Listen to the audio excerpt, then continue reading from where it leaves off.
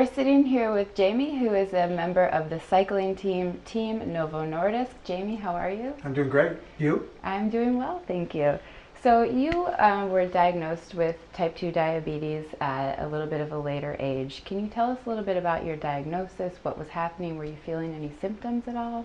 Yeah, the interesting thing is that I let a life insurance policy lapse. Mm-hmm. And when I went to reapply for a new life insurance policy, the lady came out and gave me sorry about that. No worries. The lady came out and checked my blood sugar, mm-hmm. and she called me up a couple days later and said I needed to speak to my doctor. So I called him, and he said, "Funny, I was just about to call you." Mm-hmm. And we made an arrangement for me to get right over to his office immediately, where he checked my blood sugar and at that point gave me the diagnosis that I was a type 2 diabetic. Mm-hmm. And so I'm one of the few people that can say a life insurance policy sort of saved my life, or the lack of one. Right. And so that sort of started me down that path of type 2 diabetes. Mm-hmm. So you've been very active your whole life, and I think that there's sometimes a bit of a misconception, especially around type 2 diabetes, that if you lead an unhealthy lifestyle or a sedentary lifestyle, you're sort of putting yourself at risk, especially for type 2 diabetes. But you've been a soccer player, you tried out for the New York Yankees. I mean, you've been very athletic. So how do you feel about this misconception, and was getting the diagnosis of type 2 diabetes surprising? When I was diagnosed, I didn't have to make too many lifestyle changes because mm-hmm. I was really eating healthy and I was active and I was playing sports, I was coaching sports, so it wasn't a big lifestyle change for me, mm-hmm. But it was sort of for my family because there was a lot of things that changed in our dynamic, with just prepping foods a little bit differently and watching what we eat a little bit more. Mm-hmm. So that was a big change for us in that way. What I found mostly is that I was hesitant to do some things because I wasn't sure how my body was going to react to them. Mm-hmm. And as I got to know my diagnosis a little bit better and was able to treat it effectively, then it was easier for me to go back to that active lifestyle that I had. Right.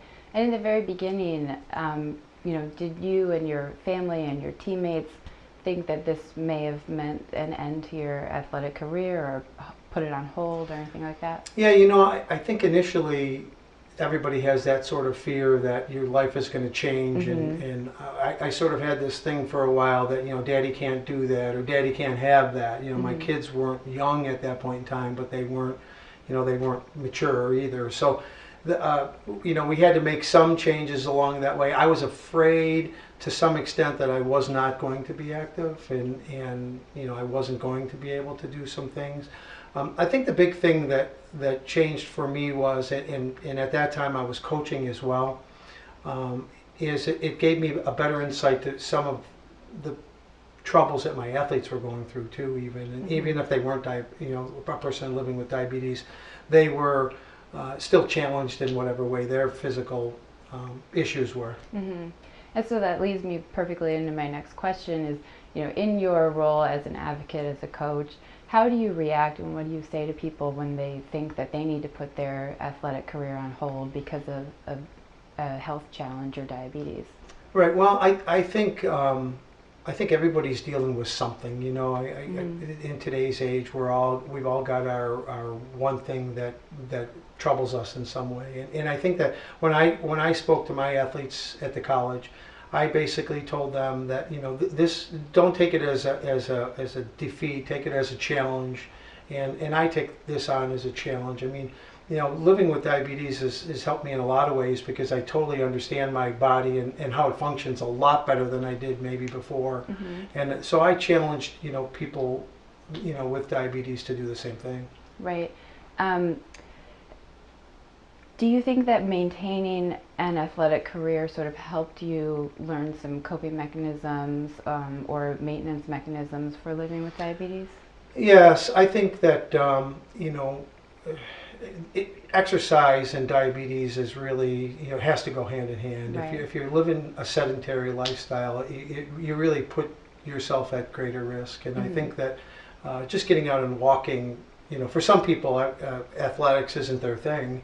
And I try to tell them, well, if athletics isn't your thing, then park the car farther away and walk longer to work, walk the longer distance, or when you go to the mall, park farther away and walk farther and walk around the block, or challenge yourself to take a little bit of exercise on. And I think that to me, I think, is more important than maybe athletics in particular for some people.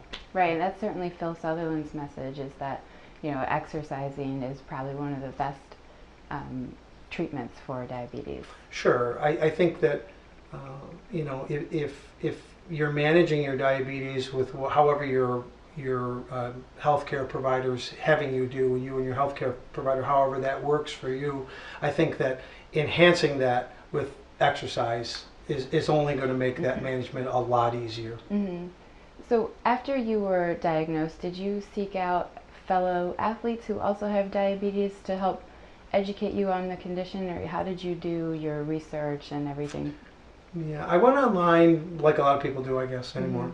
And I found Phil Sutherland from at that time Team Tech 1, and reached out to him, and he reached back to me and asked me or challenged me to get involved with my local ADA, which I did. And I found out about the Tour de Cure event, and I did that ride the first year. Didn't know if I was going to be able to complete it. Got very emotional at the end of that ride because I didn't know. I challenged myself with 62.5 miles, and I said, well, let's try that, and made it through with the help of a couple of my friends. But what that did is that put me in connection with a lot of people that were living with diabetes, and I got to ride with them. I got to talk with them and work with them, and they worked with me on how they were managing their diabetes, and gave me some insight on how I could challenge mine. Right. So we're just touching on Phil Sutherland and his mission with Team Novo Nordisk, and you've been on the team for 4 years. How did you get on the team, after being in touch with Phil? Yeah, I had a couple of their riders actually came up and did the Buffalo Tour de Cure, and I got to meet with them, and we chatted, and they were really interested in my background and how I was coaching and some of my athletic abilities in the past, and they thought I'd be a good fit on the team because maybe I wasn't a cyclist per se, but more on the fact that I was a coach, and they thought that I could maybe help people that were trying to manage their diabetes better as a coach. Right.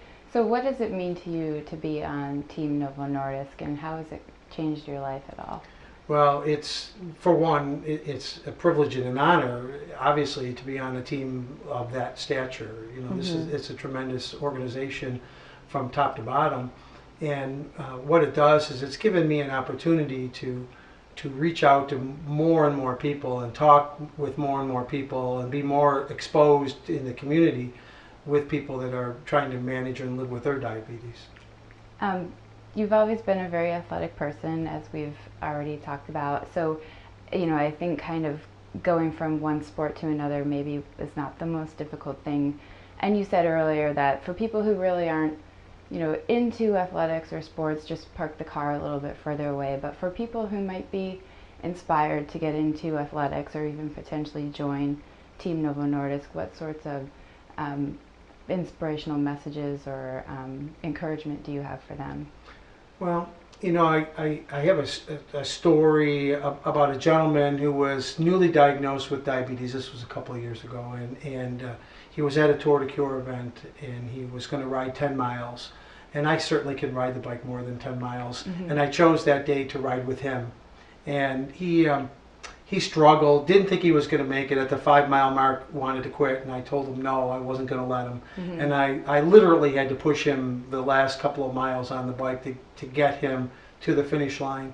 And I remember as he was coming up the driveway at the school that was lined with people cheering him on, and when he finished and how emotional he was, with that event and how that changed him.